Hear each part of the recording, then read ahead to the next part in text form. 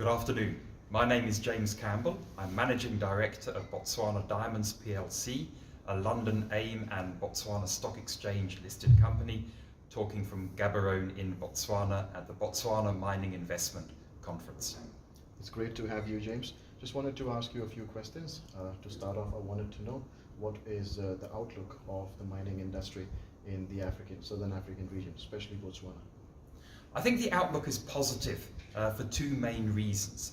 Firstly, there's a resurgence of funding coming particularly from London, Toronto and Australia, and that's typically where the funding for junior and mid-tier exploration and development companies come from.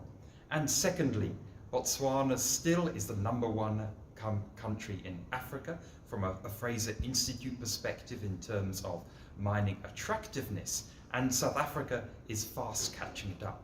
And to add to that, if we look at the region, Zimbabwe had a peaceful democratic elections fairly recently, and that again is beginning to catch up. So from a Southern African perspective, in terms of the whole world, and from a mining attractiveness perspective, there is significant movement to attract investors from a political risk perspective. That's great, thank you. Secondly, if you could tell me what can be done, by the region, by Botswana and the Southern African region to invite more investors or to improve the investment scenario? I think there are two main answers to that question. The first one is absolutely critical, and that's security of tenure. So once you apply for a prospecting licenses, you do your work, you make your submissions, there is an almost automatic right for a mining license.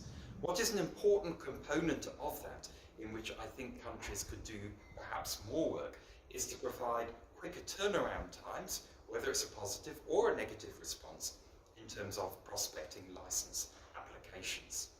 The second area is in terms of incentivization of funding.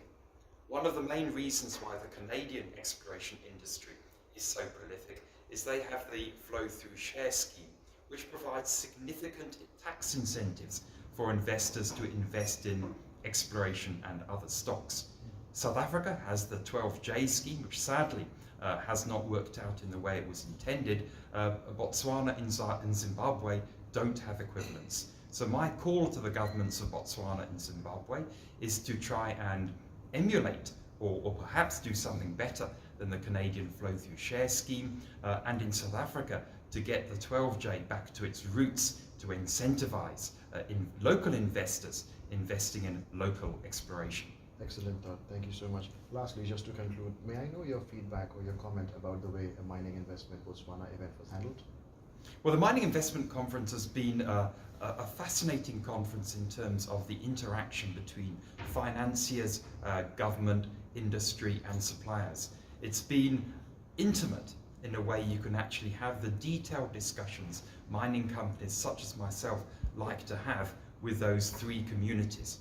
Often the very large conferences with the large presentations don't afford you that opportunity to have detailed Q&A after each of the presentations, and then extended networking breaks where you can catch up, whether it's on the latest R&D with the local minister or with the potential financing solutions which mining companies and exploration companies like ourselves really yearn for.